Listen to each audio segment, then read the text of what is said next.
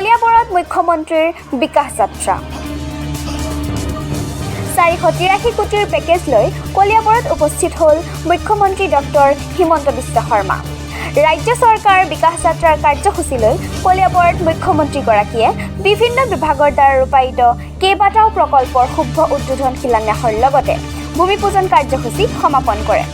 বিয়লি 2 বজাত কলিয়াবৰ নলতলিস্থিত ৰাজীৱ গান্ধী ক্ৰীড়া প্ৰকল্পত হেলিকপ্টাৰে অৱতৰণ কৰি মুখ্যমন্ত্ৰী ডক্টৰ হিমন্ত বিশ্ব শৰ্মাই নলতলিত 26 কোটি 83 লাখ টকা ব্যয় সাপেক্ষে নিৰ্মাণ হ'ব লগা আইন মহাবিদ্যালয়, আৰিমৰাত 35 কোটি টকা ব্যয় সাপেক্ষে নিৰ্মাণ হ'ব লগা মডেল ডিগ্ৰী কলেজ, অসম মালাৰ অধীনত 45 কোটি 7 লাখ টকা ব্যয় সাপেক্ষে পুনৰ নিৰ্মাণ হ'ব লগা কৰিটল শিলঘাট জখলাবন্ধা সংযোগী পথৰ লগতে 99 কোটি 79 লাখ টকা ব্যয় সাপেক্ষে নিৰ্মাণ হ'ব লগা কলিয়াবৰ জিলা চিকিৎসালয়ৰ শিলান্যাস কাৰ্যসূচী সম্পন্ন কৰে। ইয়াৰ পাছতে মুখ্যমন্ত্ৰীগৰাকীয়ে জখলাবন্ধাৰ সমীপৰ নাগ শংকৰত থকা দ্য টি আও ষ্টেডিয়ামত 10 কোটি টকা ব্যয় সাপেক্ষে নিৰ্মাণ কৰি উলিওৱা ষ্টেডিয়ামৰ পেভিলিয়ন, পকী দেৱাল, খেলুৱৈৰ বাবে ড্ৰেছিং ৰুম, ব্যায়ামগাৰ আৰু দৰ্শকৰ বাবে 1500 আসন সমৃদ্ধ গেলাৰীৰ শুভ উদ্বোধন কৰাৰ লগতে চাহ বাগিচাসমূহলৈ আগবঢ়ায় 23খনকৈ এম্বুলেন্স বাহন। ইয়াৰ পাছতে মুখ্যমন্ত্ৰীয়ে এখন ৰাজহুৱা সভাত অংশগ্ৰহণ কৰি এক প্ৰকাৰে নিৰ্বাচনী ৰণডংকা বজালে কাজিৰঙা লোকসভা সমষ্টি। আজিৰ এই মুখ্যমন্ত্ৰীৰ বিকাশ যাত্ৰাত স্থানীয় বিধায়ক তথা স্বাস্থ্যমন্ত্ৰী কেশৱ মহন্ত, কাজিৰঙা লোক সমষ্টিৰ বিজেপি মিত্ৰজোঁটৰ প্ৰাৰ্থী কামাখ্যা প্ৰসাদ দাসা, অগপ যুৱ নেতা মণি মাধৱ মহন্তৰ লগতে বিজেপি দলৰ ভালেকেইগৰাকী নেতাই অংশগ্ৰহণ কৰে। এতিয়া আমি কৈছো যে ৰেচন কাৰ্ডতে অৰুণোদয় আৰু তাৰ উপৰিও ইঞ্চুৰেঞ্চ, তাৰ লগত লাখপতি বাইদেউ আৰু লগত নিযুত মইনা সকলো ছোৱালী কলেজলৈ যাব লাগিব। আজি ইমানবোৰ কাম মাত্ৰ 2টা বছৰৰ ভিতৰত আপোনালোকৰ আগতে দেখিয়ে আছিলে বাগিচাত এম্বুলেন্স গুচি গ'ল। কোনো দাবী নাই, কোনো আন্দোলন নাই। কলিয়াবৰত এখন কলেজ হ'ব লাগে, কোনেও স্মাৰক পত্ৰ দিয়া নাই। কলিয়াবৰত 250 বেডৰ ডিষ্ট্ৰিক্ট হস্পিটেল হ'ব লাগে, কোনেও স্মাৰক পত্ৰ দিয়া নাই। কলিয়াবৰত ইয়াত এটা স্পৰ্টছ হোষ্টেল হ'ব লাগে, ইনডোৰ ষ্টেডিয়াম দিব লাগে, কোনেও কোৱা নাই, ক'ব নালাগে। কাৰণ ৰাইজৰ মনৰ কথা বুজাৰ দায়িত্বই হ'ল চৰকাৰ।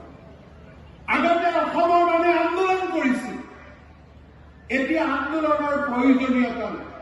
কাৰণ এইখন চৰকাৰে আপোনালোকৰ মনৰ কথা শুনে আৰু আপোনালোকৰ মতে এইখন চৰকাৰে কাম কৰে।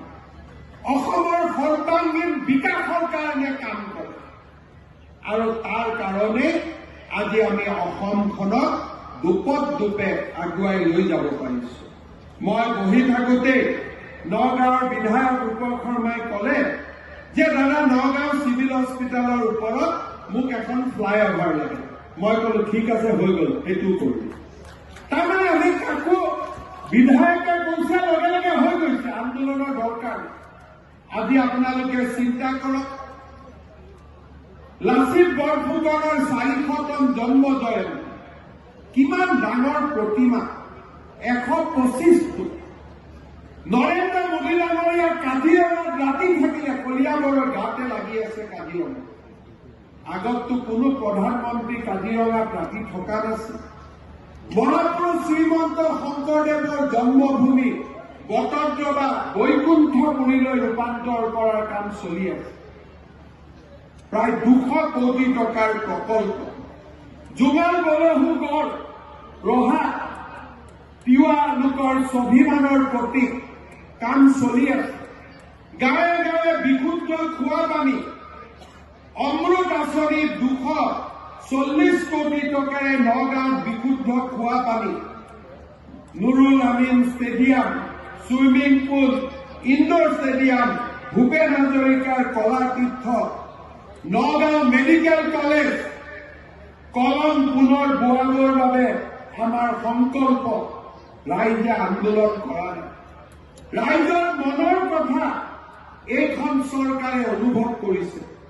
আজি নগাঁও জিলাত মাইক্ৰ' ফাইনেন্সৰ লোন ৰেহাই আমি 87,000 মহিলালৈকে আগবঢ়াইছো। এতিয়া আৰু 16,000 মহিলাক আমি লোন ৰেহাই প্ৰমাণ পত্ৰ দিম। আজি নগাঁৱত অৰুণোদয় আঁচনি 1.5 লাখ মহিলাই অৰুণোদয় আঁচনিৰ সুবিধা পায়, কোনেও আন্দোলন কৰা নাই। এটা সুন্দৰ পৰিৱেশত আমি আমাৰ ৰাজ্যখনক আগুৱাই লৈ গৈছো। মই বিশ্বাস কৰো এইখন অসমক আমি এনেকৈ যদি মৰম কৰি আদৰ সাদৰ কৰি আমাৰ জননী জন্মভূমিক আমি সেৱা কৰো, অসম ভাৰতৰ ভিতৰতে এখন সৰ্বশ্ৰেষ্ঠ ৰাজ্যত পৰিণত হ'ব, তাত মোৰ কোনো সন্দেহ নাই। আৰু সেই আশীৰ্বাদ বিচাৰিয়ে আজি বিকাশৰ যাত্ৰালৈ আপোনালোকৰ মাজত চৰকাৰ গঠন হোৱাৰ পিছত প্ৰথম বিকাশৰ যাত্ৰা হ'ল, এইবাৰ দ্বিতীয় বিকাশৰ যাত্ৰা, আৰু 2025 চনত আমি তৃতীয় বিকাশৰ যাত্ৰা কৰিম। অৰ্থাৎ ভাবিব নোৱাৰা পৰিৱৰ্তন, এক যুগৰ সৃষ্টি, এক নতুন যুগৰ সৃষ্টি কৰাৰ বাবে আজি আমি আগবাঢ়িছো। আপোনালোকে আশীৰ্বাদ দিব। পুনৰ এবাৰ আপোনালোকক ধন্যবাদ জনাইছো। কেশৱ দাদাই, কেশৱ মহন্ত ডাঙৰীয়াই মোক কৈছে যে 10:30-11টাৰ পৰাই আপোনালোক ইয়াত বহি আছে। আপোনালোকক মই অন্তৰৰ হৃদয়তম পুনৰ পৰা ধন্যবাদ জনাইছো। পুনৰ আকৌ লগ পাম। মোৰ লগত একেলগে কব, ভাৰত মাতা কি, ভাৰত মাতা কি, নৰেন্দ্ৰ মোদী, নৰেন্দ্ৰ মোদী। বহুত বহুত ধন্যবাদ। জয় হিন্দ, বন্দে মাতৰম, জয় আই। টকা কমাই দিলে। এতিয়া আমি কৈছো যে ৰেচন কাৰ্ডতে অৰুণোদয় আৰু তাৰ উপৰিও ইঞ্চুৰেঞ্চ, তাৰ লগত লাখপতি বাইদেউ আৰু লগত নিযুত মইনা সকলো ছোৱালী কলেজলৈ যাব লাগিব। আজি ইমানবোৰ কাম মাত্ৰ 2টা বছৰৰ ভিতৰত আপোনালোকৰ আগতে দেখিয়ে আছিলে। বাগিচাত এম্বুলেন্স গুচি গল, কোনো দাবী নাই, কোনো আন্দোলন নাই। কলিয়াবৰত এখন কলেজ হ'ব লাগে, কোনেও স্মাৰক পত্ৰ দিয়া নাই। কলিয়াবৰত 250 বেডৰ ডিষ্ট্ৰিক্ট হস্পিটেল হ'ব লাগে, কোনেও স্মাৰক পত্ৰ দিয়া নাই। কলিয়াবৰত ইয়াত এটা স্পৰ্টছ হোষ্টেল হ'ব লাগে, ইনডোৰ ষ্টেডিয়াম দিব লাগে, কোনেও কোৱা নাই। ক'ব নালাগে, কাৰণ ৰাইজৰ মনৰ কথা বুজাৰ দায়িত্বই হ'ল চৰকাৰ। আগতে অসমৰ মানুহে আন্দোলন কৰিছিল, এতিয়া আন্দোলনৰ প্ৰয়োজনীয়তা নাই, কাৰণ এইখন চৰকাৰে আপোনালোকৰ মনৰ কথা শুনে আৰু আপোনালোকৰ মতে এইখন চৰকাৰে কাম কৰে। অসমৰ সৰ্বাংগীন বিকাশৰ কাৰণে কাম কৰে, আৰু তাৰ কাৰণে আজি আমি অসমখনক দুপত দুপে আগুৱাই লৈ যাব পাৰিছো।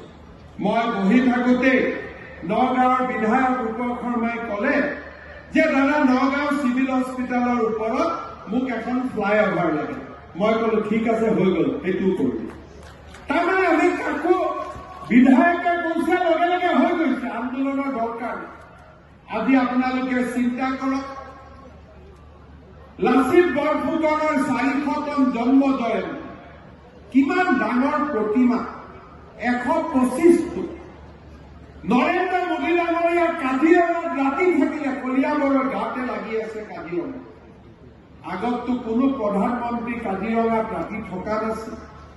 মহাপুৰুষ শ্ৰীমন্ত শংকৰদেৱৰ জন্মভূমি বটদ্ৰৱা বৈকুণ্ঠপুৰীলৈ ৰূপান্তৰ কৰাৰ কাম চলি আছে।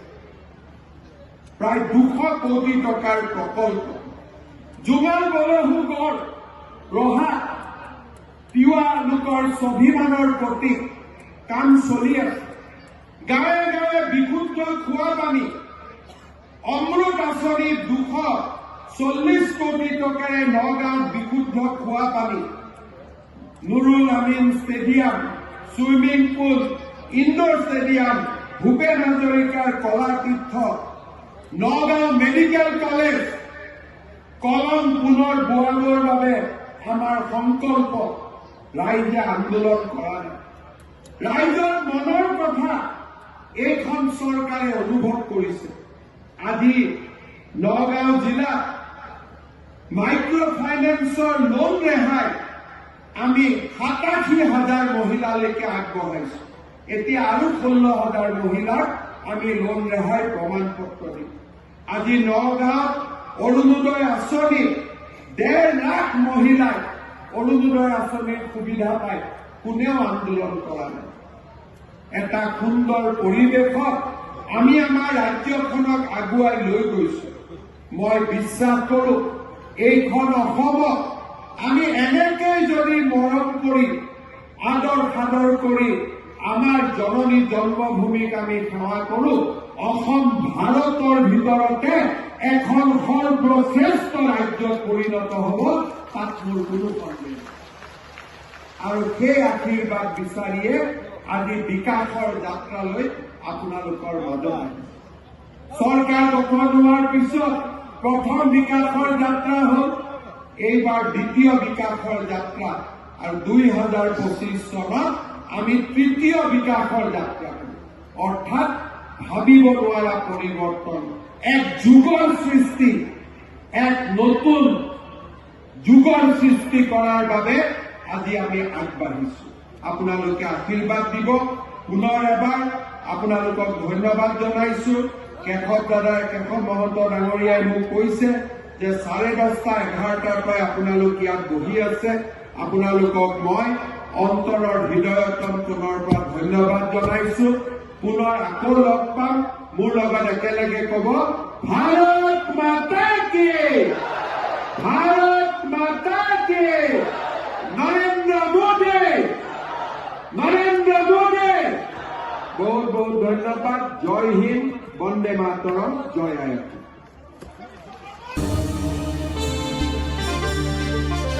কলিয়াবৰৰ পৰা দীপক তান্তি, ৰিপৰ্ট TGL আৱাজ।